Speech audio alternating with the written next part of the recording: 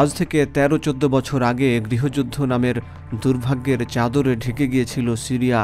নজিরবিহীন চ্যালেঞ্জের মুখে পড়ে আসাদ পরিবারের শাসন। সিরিয়ায় আসাদ পরিবারই ছিল অলিখিত সংবিধান। ক্ষমতায় টিকে থাকতে গুম খুনের রাজনীতির সূচনা হয়েছিল এই পরিবারের হাতেই। বিশেষ করে ১৯৮২ সালে হামাতে সুন্নি বিদ্রোহ দমাতে রীতিমতো গণহত্যা চালায় বাশার আল আসাদের বাবা হাফেজ আল আসাদ। হামার গণহত্যার পর সিরিয়াতে আসাদ পরিবারের অপশাসনের বিরুদ্ধে কেউ মাথা তুলে দাঁড়াবে এমনটা কেউ স্বপ্নেও ভাবেনি। কিন্তু আসাদ পরিবারের জন্য দুঃস্বপ্ন বয়ে আনলো আরব বসন্ত। তিউনিসিয়া থেকে শুরু হওয়া বসন্তের ঝড়ে অনেক আরব স্বৈরাচারেরই গদি উল্টে গেল।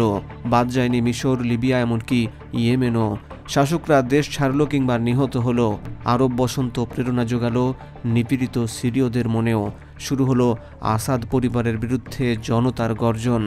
বিদ্রোহীদের হামলায় দামেস্কের মসনদ যখন প্রায় লণ্ডভণ্ড, তখনই বাশার আল আসাদকে রক্ষায় এগিয়ে এলো কথিত ইসলামী বিপ্লবের মুরব্বী ইরান আর পুতিনের দেশ রাশিয়া। সিরিয়ায় শুরু হলো ইরান রাশিয়ার নজিরবিহীন সামরিক তৎপরতা। টিকে গেলেন বাশার আল আসাদ। হতাশ বিদ্রোহীরা নানান গ্রুপে ভাগ হয়ে গেল। তুর্কি সমর্থিত বিদ্রোহীরা সিরিয়ার একটি অংশ দখল করে কোনো মতে টিকে রইল, আর বড় একটি ইসলামিস্ট গ্রুপ অবস্থান নিল ইদলিব প্রদেশে।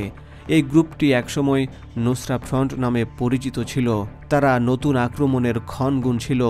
গত বছর সেই সুযোগ সামনে নিয়ে এলো ইসরায়েল। লেবাননে সাম্প্রতিক ইসরায়েলি আগ্রাসন সিরিয়ার বিদ্রোহীদের জন্য শাপে বর হয়ে দেখা দেয়। ইহুদি সেনাদের বিমান ও স্থল হামলার মুখে ইরান ও সিরিয়া সমর্থিত হিজবুল্লাহ যখন গভীর সংকটে নিমজ্জিত, তখনই দামেস্কের দিকে এগোনোর সবুজ সংকেত পায় বিদ্রোহী এইচটিএসের যোদ্ধারা। এই অভিযানে যুক্ত হয় তুরস্ক সমর্থিত বিদ্রোহী যোদ্ধারাও।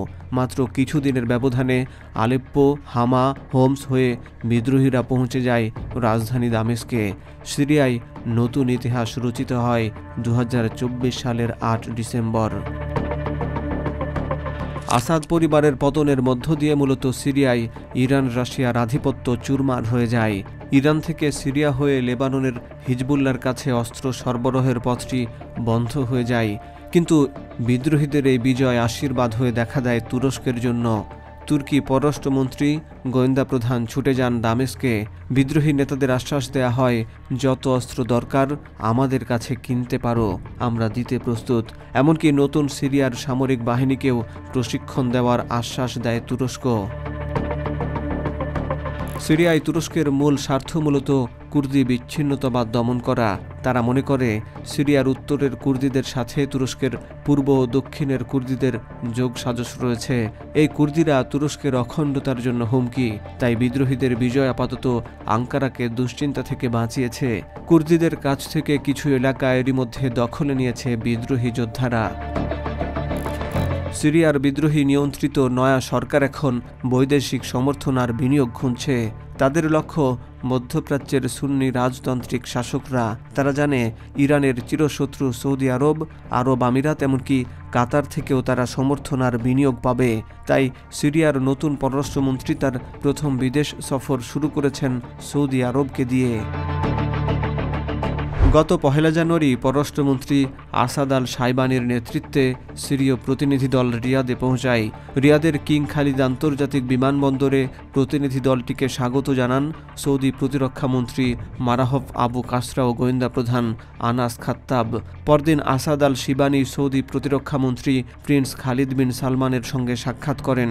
সিরিয়ার নতুন গোয়েন্দা প্রধানও এই বৈঠকে উপস্থিত ছিলেন। শাইবানি বলেন, সৌদি আরবের সাথে একটি নতুন উজ্জ্বল অধ্যায় শুরু হয়েছে। অবশ্য শাইবানির রিয়াদ সফরের আগেই সিরিয়ার ডিফেক্টো লিডার আহমেদ আল শারা এক সাক্ষাৎকারে বলেছিলেন, তার দেশের ভবিষ্যতে সৌদি আরবের বড় ভূমিকা রয়েছে।